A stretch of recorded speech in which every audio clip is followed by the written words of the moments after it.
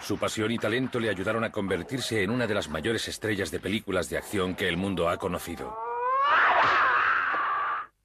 También fue uno de los primeros actores en superar la barrera cultural entre Oriente y Occidente.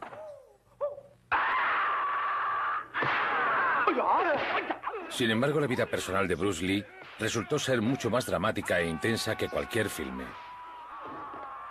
Además, aunque su estilo ha sido muy imitado, la marca indeleble que dejó hace más de 3 décadas jamás ha sido igualada. El 27 de noviembre de 1940, en el año y el día del dragón, nació en San Francisco, California, el niño que sería conocido como Bruce Lee. En el zodiaco chino, el dragón es una criatura mítica. Tiene un fiero temperamento y una fuerza tremenda. Es rápido, es esquivo. Es puro exotismo. Encaja a la perfección con lo que era Bruce Lee. Su padre, Lee Hoi-chuen, era un famoso actor de cine y teatro que había trabajado para la compañía de la ópera cantonesa. Su madre, Grace, de origen chino-alemán, era una mujer tradicional cuya naturaleza supersticiosa hizo que temiera por la seguridad de su hijo. Como su madre había perdido a un varón, pensaban que era cosa del oráculo. Por eso lo llamó Sai Fong, que significa pequeño fénix, y es un nombre femenino, con la esperanza de que los espíritus pensasen que era una niña y lo dejasen vivir. Sin embargo, en el hospital una enfermera lo bautizó como Bruce. En 1941, mientras la guerra en Europa amenazaba con llegar al Pacífico Sur, Lee regresó con Bruce y su familia a Hong Kong.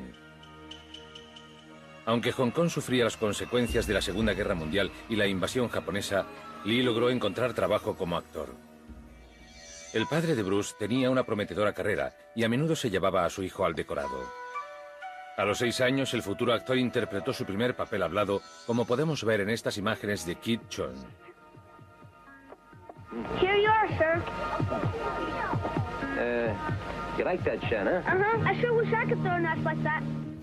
Supongo que ahí fue cuando empezó todo. El director, mi padre, todos decían que tenía talento natural.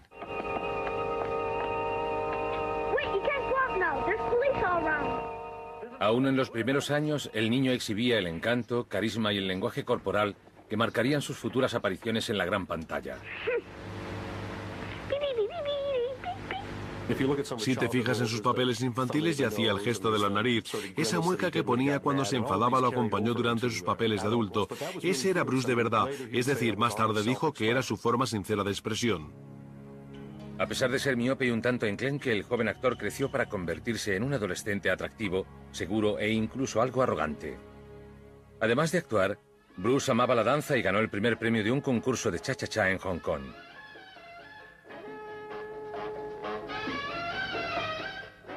No obstante, para un joven actor y bailarín, el Hong Kong de la posguerra era un lugar duro. Las bandas dominaban las calles y Lee se veía a menudo obligado a enfrentarse a ellas.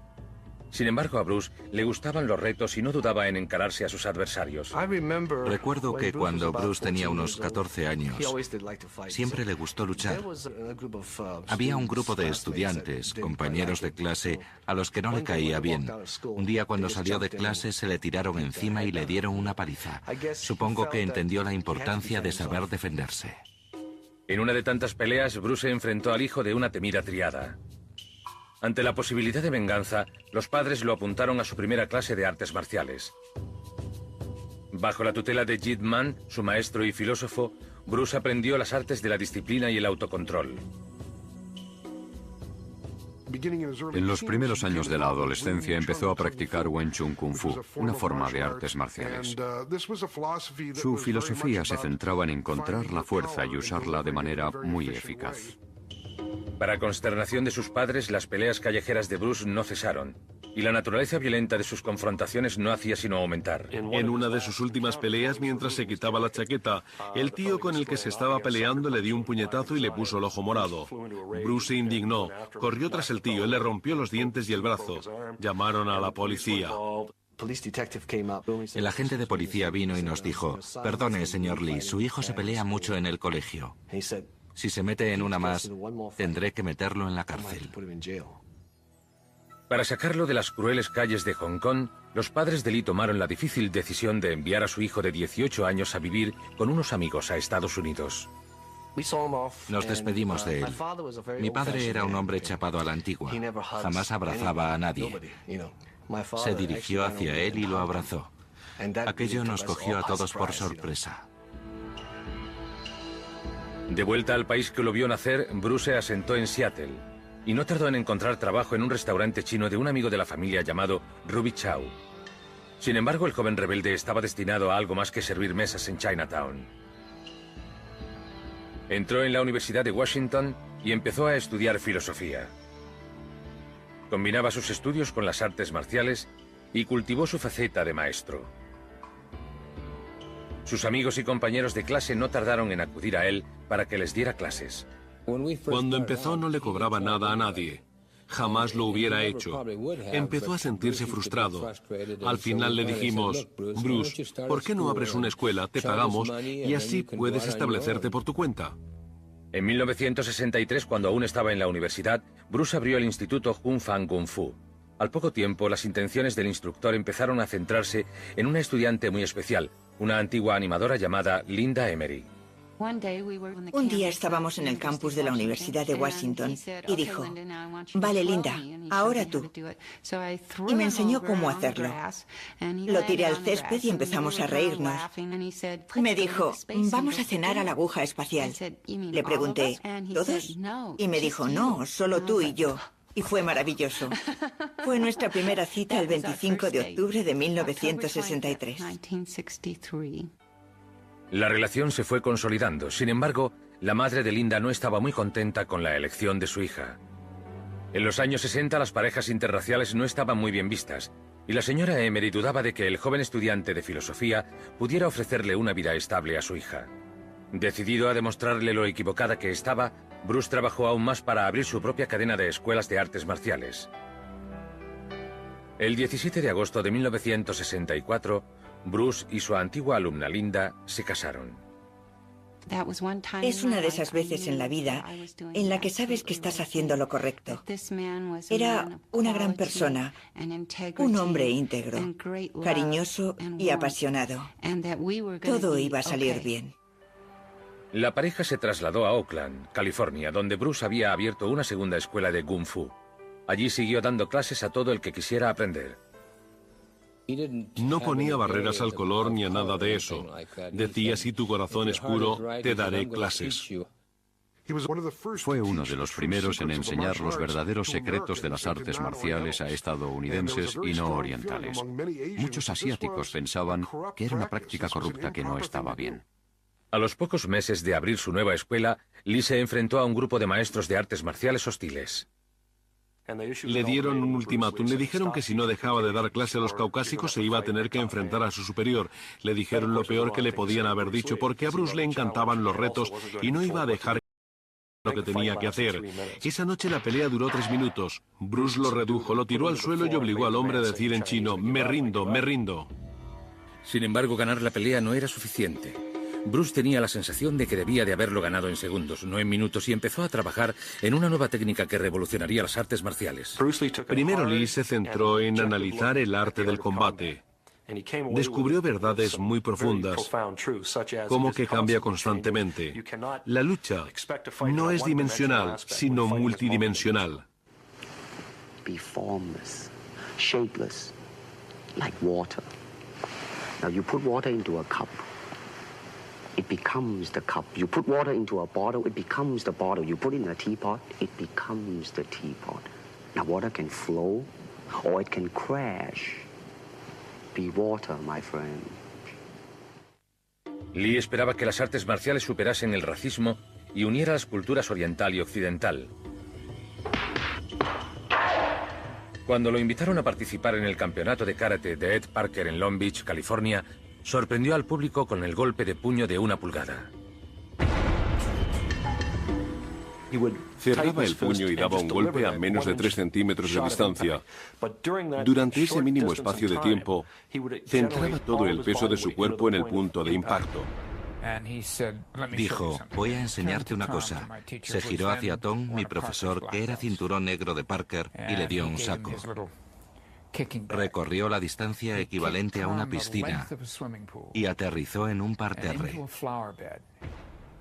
Me quedé impresionado, por decirlo de algún modo.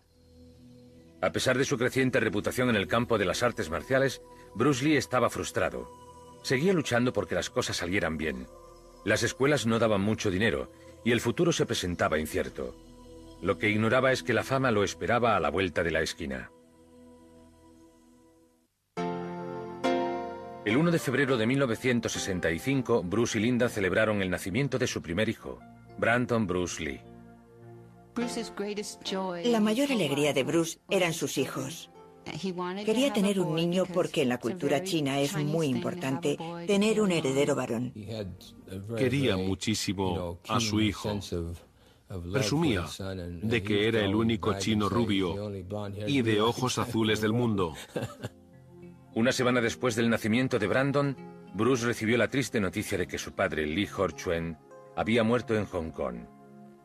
Tras volar a casa para ir al funeral, Lee regresó a Estados Unidos más decidido que nunca a hacer que su familia se sintiera orgullosa de él. Se concentró en perfeccionar el estilo de las artes marciales, al que llamaría Jeet Kune Do o cómo interceptar el puño. Nos dijo que el Jeet Kune Do aúna varios conceptos, filosofías y estrategias que puedes aplicar en distintas situaciones. Es como un abrigo, no todo el mundo puede llevar un abrigo de la talla 42, tienen que hacértelo a medida. Pensaba que podía sacar lo mejor de varias disciplinas. Un poco de aquí, un poco de allá, un poco de boxeo, de lucha, de artes marciales, de toda clase de actividades físicas e incorporarlas a una sola filosofía. Ultimately, martial art means honestly expressing yourself. I mean, it is easy for me to put on a show and be cocky, so I can show you some really fancy movement. But to express oneself honestly, not lying to oneself, and to express myself honestly, now that, my friend, is very hard to do. Mientras Bruce dedicaba toda su energía a las artes marciales, el veterano productor de televisión William Dozier buscaba a un actor asiático para protagonizar una nueva serie de televisión basada en los clásicos misterios de Charlie Chan. Un amigo de Dozier, el estilista de Hollywood Jay Severin, vio actuar a Lee en el torneo de Ed Parker y se lo recomendó con entusiasmo. Dijo, escucha, tengo al chico que busca, se llama Bruce Lee, es un hombre atractivo con mucho carisma, voy a llamar a ver si consigo algunas imágenes, y eso hizo. En cuanto Dozier vio las imágenes, supo que tenía su hombre. Now, Bruce, just look right into the camera lens right here and tell us your name, your age, and where you were born. My last name is Lee, Bruce Lee. I was born in San Francisco in 1940. I'm 24 right now. And you worked in motion pictures in Hong Kong? Yes, since I was around 6 years old. And when did you leave Hong Kong? 1959, when I was 18. I see. Now look over to me, Bruce, as we talk. I understand you just had a baby boy? Yeah. And you've lost a little sleep over it, have you? 3 nights. En 1965, Dozier encargó una prueba de cámara de Bruce en los estudios de 20th Century Fox. There is the finger jab, there is the punch, there is the back fist, and then low. Of course, then they use leg, straight at the groin, or come up. Or, if I can back up a little bit, they start back from here, and then come back. All right. It's kind of worry. Desafortunadamente para Bruce, Dozier estaba muy ocupado con la preparación de su próxima serie, Batman. Charlie Chan's Number One Son fue abandonada. Sin embargo, Dozier le prometió a Bruce que lo tendría en cuenta para su siguiente proyecto, basado en el programa de radio de los años 30, El Avispón Verde. Querían que Bruce interpretase el papel de Kato, pero no se lo ofrecieron hasta el año siguiente porque querían asegurarse de que Batman funcionaba. Así que allí estábamos nosotros en Los Ángeles y Bruce sin trabajo. Bruce Lee no tuvo que esperar mucho. Batman se convirtió en un fenómeno nacional. En cuestión de semanas, Dozier empezó a trabajar en El Avispón Verde.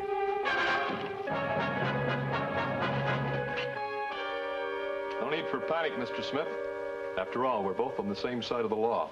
Just cut us in on your racket. That's all we are after. Racket? It's getting late, boss. If we're going to be partners, Mr. Smith, we mustn't keep secrets from one another. Everything on a table where we can all see it.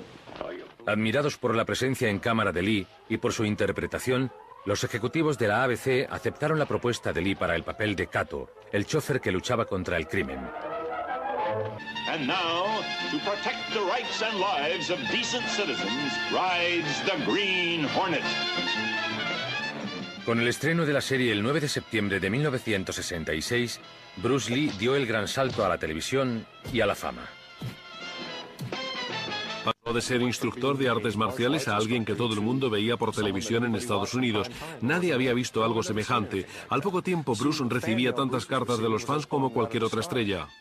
En el papel del millonario editor de un periódico llamado Britt Reed, alias el Avispón Verde, encontramos a un guapo y elegante Van Williams. Lo que más me impresionó fue su intensidad. Era muy enérgico. You know, if we ever meet up with that masked Kung Fu man again, I want him. Al tiempo que era un caballero muy agradable. Take it easy, miss. We won't hurt you. Desde el primer momento, Bruce y yo entablamos una gran amistad. Después de varios años de inseguridad financiera, Bruce trabaja en una serie de televisión. Y aunque su papel estaba supeditado al de Van Williams, estaba decidido a no interpretar a Kato como un subordinado. No quería palillos, ni coleta, ni reverencias, ni ninguna de esas cosas. Huía de la representación tradicional de los chinos. Su condición fue que no interpretaría ningún papel que degradase la cultura china. Bruce, todo un perfeccionista, se esforzó al máximo para que las escenas de lucha fueran lo más reales posible. Kung Fu is Kung Fu. It's not child's play. No tardó en entender que trabajar en televisión tenía sus limitaciones. Tuvimos que pedirle que fuera más despacio, porque en las pruebas descubrimos que se movía demasiado rápido para la velocidad de la película. La gente nunca llegó a saber lo rápido que era.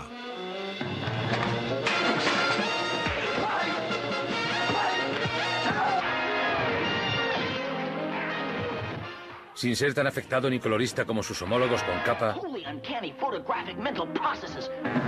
el Avispón Verde y Kato no lograron conectar con el público.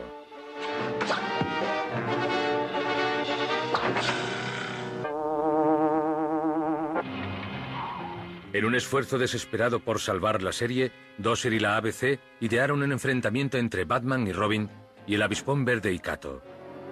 No Batmobile. Good. We can get some work done first, and fast. En el guión original se peleaba con Robin y perdía. Bruce se subía por las paredes. No pienso pelearme con Robin y perder. Burt le había dicho a todo el mundo que era cinturón negro, que era un tío fuerte y demás, y Bruce lo sabía. Con lo cual iba a jugar con él al juego de la tortura china. Le iba soltando palabras. Iba por él. Cuando entraba no le hablaba.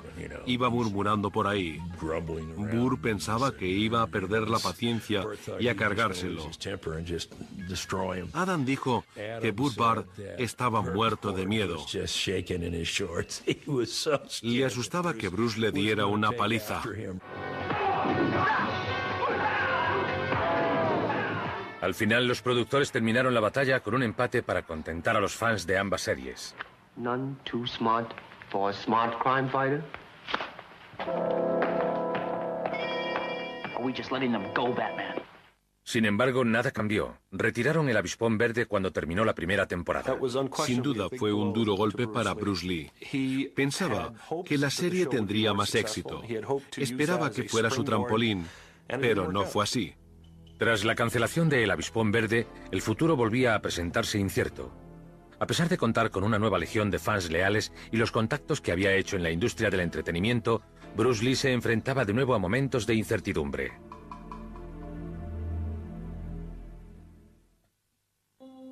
Bruce, a sus 27 años, esperaba que El Avispón Verde le hubiera abierto las puertas de la fama, Sin embargo, le sirvió para encontrar papeles esporádicos en series como Here Comes the Brides.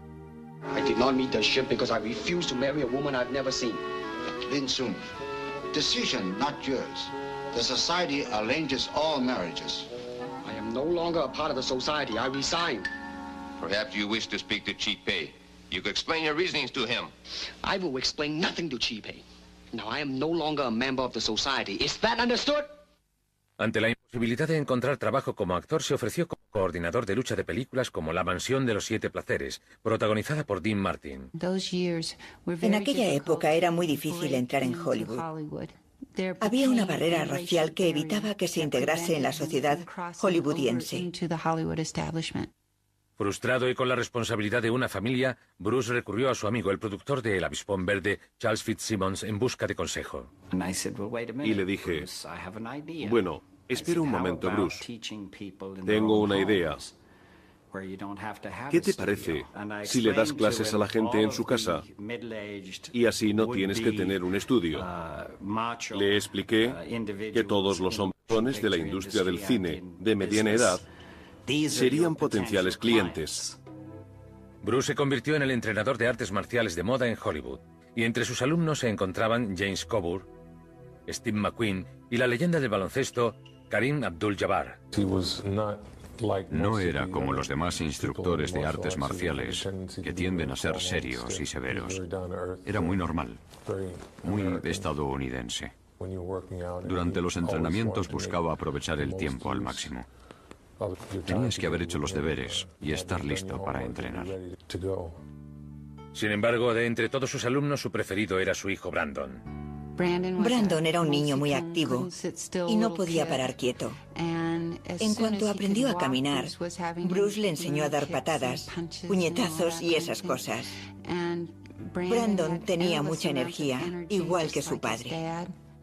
Bruce estaba tan orgulloso de su hijo como de su hija Shannon, que nació el 19 de abril de 1969. Brandon era muy masculino y Shannon era toda una señorita. A Bruce se le caía la baba. Era la nena de papá. Cuando nació Shannon fue como si hubiera llegado un ángel a casa. Es gracioso. Supongo que aunque sea Bruce Lee, para ti es tu padre. No éramos la clase de niños que iban por ahí diciendo, mi padre es Bruce Lee y puede darte una paliza al tuyo. Aunque estoy convencida de que sería así en la mayoría de los casos. A pesar de lo que pudieran pensar sus hijos, Bruce no era invencible. Una mañana de 1970, mientras hacía pesas, se lesionó un nervio de la espalda y no pudo entrenar durante 6 meses. Frustrado, dedicó toda su energía a refinar su filosofía del Jeet Kune Do y empezó a escribir intensivamente sobre todos los aspectos del combate de las artes marciales. Los médicos le comunicaron a Bruce las malas noticias. Le dijeron que jamás podría volver a hacer artes marciales. Decidido a demostrarles que se equivocaban, cuando se recuperó se sometió a un programa de entrenamiento exhaustivo diario. Lo que hizo fue volver a convertir un escollo en un peldaño en su camino hacia el éxito. Quería ver cuáles eran las limitaciones y las capacidades del cuerpo humano. Daba 2000 puñetazos al día, 1000 patadas, corría 5 kilómetros al día y montaba en bici 24 kilómetros. Lo hacía todo para ver de qué era capaz el cuerpo humano. Deseoso de recuperar su carrera interpretativa, Bruce trabajó codo con el guionista Sterling Celifin y el actor James Coburn en una idea titulada The Silent Flute, la flauta silenciosa. Bruce tenía una idea para un guión que tituló Silent Flute. Warner Brothers estaba interesada. Era la película que iba a introducir a Bruce en Hollywood. Durante varios años nos aferramos a esa idea. Para Bruce fue una gran decepción ver que la cinta jamás llegó a rodarse. Aunque seguía dando clases, Bruce sentía que Hollywood le había dado la espalda como actor. Viajó a Hong Kong para buscar trabajo, promocionarse y hablar con los cineastas asiáticos. Ran Rancha era el director asiático más importante del momento. Desafortunadamente ofrecía un sueldo estándar. Pagaba a sus actores el equivalente a $200 de la época a la semana durante 7 años. No era exactamente lo que buscaba Bruce, así que declinó la oferta amablemente. De vuelta en Hollywood en 1971, Bruce colaboró con Sterling Salifin en el guión para la popular serie de televisión Longstreet. Bruce interpretó el papel de un maestro de artes marciales en un episodio y fue tan bien recibido por los productores que le ofrecieron un papel fijo. Sin embargo, la fama de Bruce en Asia había cambiado. En su viaje de vuelta a Hong Kong descubrió para su sorpresa que El Avispón Verde era una serie de éxito. Los fans asiáticos lo llamaban el programa de Kato. Cuando llegó había miles de personas esperándolo en el aeropuerto. No podía andar por la calle sin que lo acosasen. Supongo que sería como si Tom Cruise se pasease por ahí. Como resultado de su nueva fama, a Bruce le ofrecieron protagonizar una película del productor del momento, Raymond Chow. Bruce dijo que le encantaría volver a Hong Kong a rodar películas. Le llamé por teléfono y hablamos largo y tendido. Luego firmamos un contrato por 3 películas. Volvió y el resto. Karate a muerte en Bangkok. Introducing Bruce Lee. Every limb of his body is a lethal weapon against man. We're savage beasts. El público de Hong Kong es famoso por ser muy expresivo. Si no les gusta la cinta, llegan incluso a rajar los asientos del cine. Nosotros estábamos allí sentados. La gente estaba en silencio. Y por un segundo pensó, madre mía, no les gusta.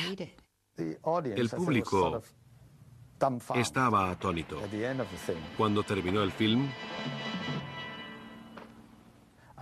se pusieron a aplaudir como locos. Karate a muerte en Bangkok rompió todos los récords asiáticos de taquilla. De repente Bruce Lee era una estrella internacional en ciernes. Pero en vez de asumir su nuevo estatus, trabajó aún más duro. En 1972, en su siguiente película para Raymond Chow, Furia Oriental, Lee introdujo el nunchaku, un arma jamás vista en una cinta de artes marciales. De nuevo, la película rompió récords de taquilla. No obstante, el éxito tiene muchas caras, y una de ellas era la del productor Run Run Cha. Con la esperanza de robarle a Bruce a Raymond Chow, le ofreció un cheque en blanco por sus servicios. Sin embargo, Bruce se mantuvo leal a Raymond Chow. Le propuso colaborar en una serie de películas. Era una oferta que Chow no podía ni decidió rechazar. Gozaba de prestigio profesional y de seguridad financiera. Lee había logrado conquistar Asia. Pero su meta real se le había escapado. Bruce Lee quería conquistar el mundo. En Hollywood los viejos hábitos perduraban. Y a pesar de su fama internacional, Bruce Lee seguía siendo objeto de los prejuicios locales. Es muy difícil convencer a la gente que da la luz verde a los proyectos de que un héroe asiático puede atraer al público.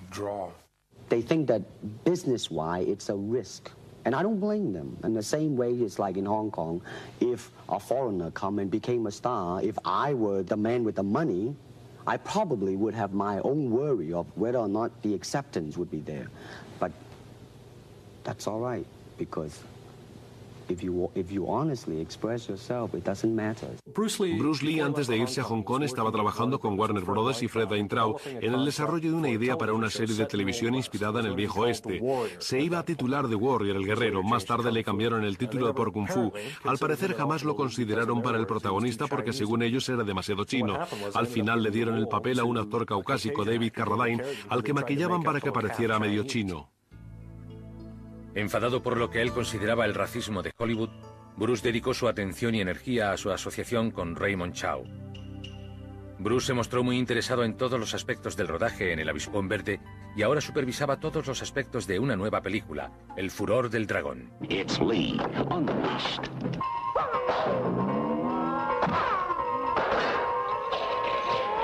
Escribió el guión, la coreografió, la protagonizó, tocaba la percusión en la banda sonora, se ocupaba de todo y fue su debut como director. Bruce disponía del control creativo que deseaba. y se aseguró de que su interpretación superase las expectativas del público.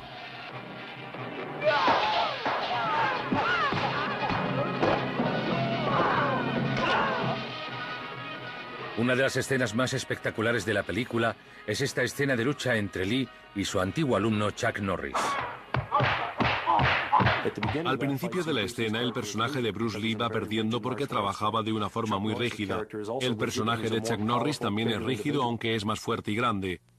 Bruce en ese momento cambia de táctica y empieza a saltar como Muhammad Ali o Sugar Ray Robinson en todas direcciones. Al final Bruce Lee se alza con la victoria. Bruce destaca la necesidad de mostrar la habilidad de adaptarse a cualquier situación que se le presente.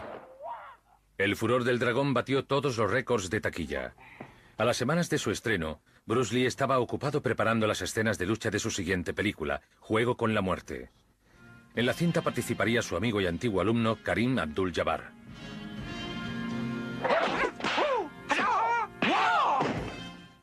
Me quedé estupefacto. Es algo con lo que había soñado, pero jamás habíamos conseguido que nadie nos diera luz verde. Fue una gran experiencia.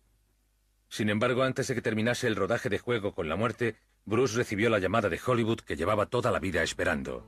Le ofrecieron su primer papel protagonista en una película estadounidense titulada Operación Dragón. Sería una gran producción de alto presupuesto de acción y artes marciales, además de la confirmación de los años de dedicación de Bruce a su arte. Ahora más que nunca Bruce Lee se había convertido en el artista marcial número 1 del mundo, tanto dentro como fuera de la pantalla. Había un chaval sentado en un muro que cuestionaba si era un actor o de verdad podía hacer lo que hacía en la gran pantalla. Bruce se dirigió hacia él, le dio un golpe y al niño le sangraba la nariz. Levantó las manos y ahí terminó todo. A sus ojos era como Billy el niño. La gente intentaba darle golpes cuando lo veía por la calle, pero Bruce utilizaba todo su sentido común y jugueteaba con ellos. De hecho, corregía sus movimientos con una rápida maniobra. Aunque Bruce estaba muy en forma y en su mejor momento, había algo que no iba bien. Estaba entrenando para algo que jamás llegaría. Una lucha que jamás se celebraría, pero Bruce trabajaba 7 días a la semana. Trabajaba muchísimo y lo sabía, pero si Operación Dragón triunfaba, podría elegir sus futuros proyectos, elaborar más las escenas, trabajar mejor. Así que estaba a punto de ver su sueño cumplido. El 10 de mayo de 1973, durante el montaje de Operación Dragón, en un estudio de Hong Kong, Bruce Lee se mareó y se desmayó. De camino al hospital, el estado del actor se fue agravando, aunque los médicos no supieron diagnosticar qué le pasaba. Después de realizarle una batería de pruebas, se recuperó lo suficiente para volver al trabajo. Tras completar Operación Dragón, retomó el Juego de la Muerte. Estaba trabajando con una actriz china que iba a participar en la película. Estaba en su casa y se quejó de que le dolía la cabeza. Ella le dio una pastilla que se llamaba Ecubiciac. Él fue a otra habitación y se tumbó. Pero cuando un par de horas después no pudo despertarlo, la actriz Betty Tim Pei llamó a Raymond Chow. Sonó el teléfono y me dijo, no sé qué pasa, pero no puedo despertar a Bruce. ¿Por qué no vienes? Fui corriendo a casa de Betty. Bruce estaba muy pálido. Raymond Chow me llamó y me dijo que debía ir al hospital. Cogí un taxi y recuerdo que era incapaz de preguntar si había muerto. Dije, ¿está vivo? Y me dijeron, no. El 20 de julio de 1973, a los 32 años, moría Bruce Lee, el maestro de las artes marciales. Estábamos consternados, yo no me lo podía creer. Mi madre estaba destrozada. Además, estaba muy orgullosa de Bruce. Era un hombre en su mejor momento. Y en un día se nos fue. No fue un accidente de coche, ni por una causa externa, ni sufrió enfermedad alguna. La gente necesitaba encontrar un motivo. A medida que la noticia de su muerte se extendía, también lo hacían los rumores de que su muerte no había sido accidental. Algunos se preguntaban, ¿lo habrán asesinado? Otros especulaban con la idea de que se hubiera convertido en el objetivo vengativo de las bandas de Hong Kong, o que había muerto por una maldición que le habían impuesto los maestros asiáticos de artes marciales, aún enfadados por haber revelado sus secretos a los occidentales. Los rumores de la maldición y todo lo demás no eran más que rumores, porque no había pruebas de nada. Es decir, cuando alguien muere puedes decir prácticamente cualquier cosa. Puedes decir que fue incluso obra de los gremlins. Hay tantas pruebas de que fueron los gremlins como de la maldición. La autopsia reveló que la causa de la muerte de Lee fue un edema cerebral, una reacción alérgica a la pastilla que había tomado para paliar el dolor de cabeza. Las pruebas médicas estaban claras. Fue un desafortunado accidente. Nada más. En cuestión de días, más de 20.000 dolientes se lanzaron a las calles de Hong Kong para darle su último adiós a la estrella caída. Después de la ceremonia, trasladaron su cuerpo a Seattle, donde Bruce y su mujer se conocieron y enamoraron. Entre los asistentes a su funeral estaba James Coburn y Steve McQueen, que portaron su féretro. A la edad de 32 años, Bruce dejaba esposa, 2 hijos y un gran legado al mundo del entretenimiento y de las artes marciales. Irónicamente, fue la película en la que no apareció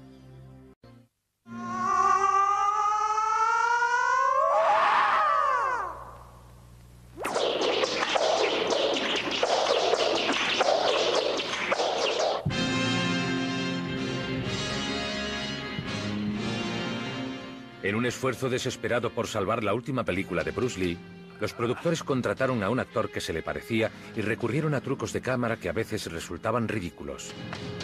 Cut! Okay, that's a print. That was great, Billy. Okay, everybody, get...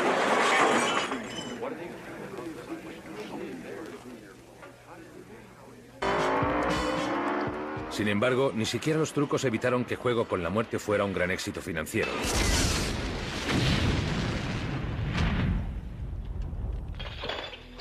A lo largo de sus 5 películas, Bruce Lee logró redefinir el género de las cintas de acción y abrió las puertas a estrellas de las artes marciales como Jackie Chan, Chuck Norris, Steven Seagal y Jean-Claude Van Damme.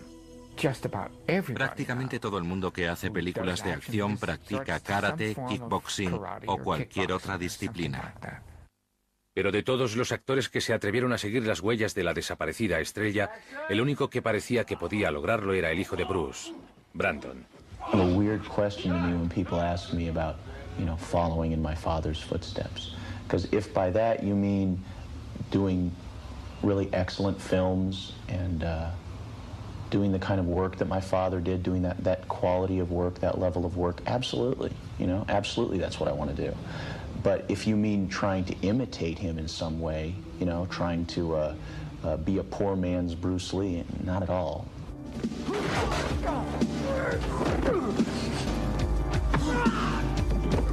I started learning martial arts with my dad right about the time I could walk, and we moved from Hong Kong to Los Angeles a lot when I was growing up as we were following my father's career around. And the thing is, I always think to myself, no matter what happens to me in my career, it's probably never going to get as weird as it already was. Tras haberse hecho un nombre por sí mismo a lo largo de una serie de películas modestas, el joven actor parecía preparado para dar el salto al estrellato en el thriller sobrenatural El Cuervo. El 31 de marzo de 1993, casi 20 años después de la muerte de su padre, Brandon Lee moría en el decorado por una pistola de fogueo. Al igual que sucedió con Juego con la Muerte, El Cuervo se terminó con dobles y efectos especiales. Por desgracia, las extrañas circunstancias que rodearon la muerte de Brandon Lee alimentaron aún más el mito de la maldición.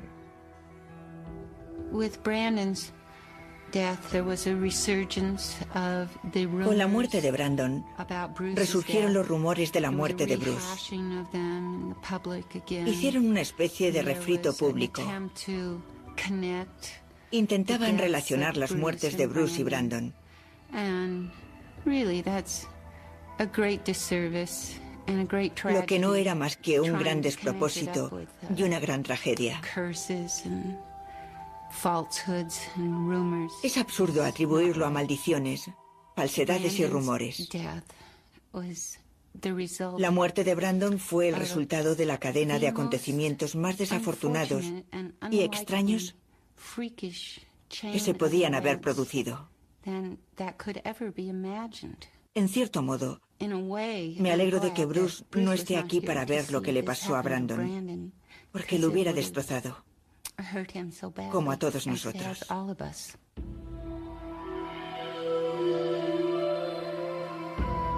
Para millones de personas en todo el mundo, el nombre de Bruce Lee brilla con más fuerza que nunca. Las revistas siguen publicando artículos sobre él.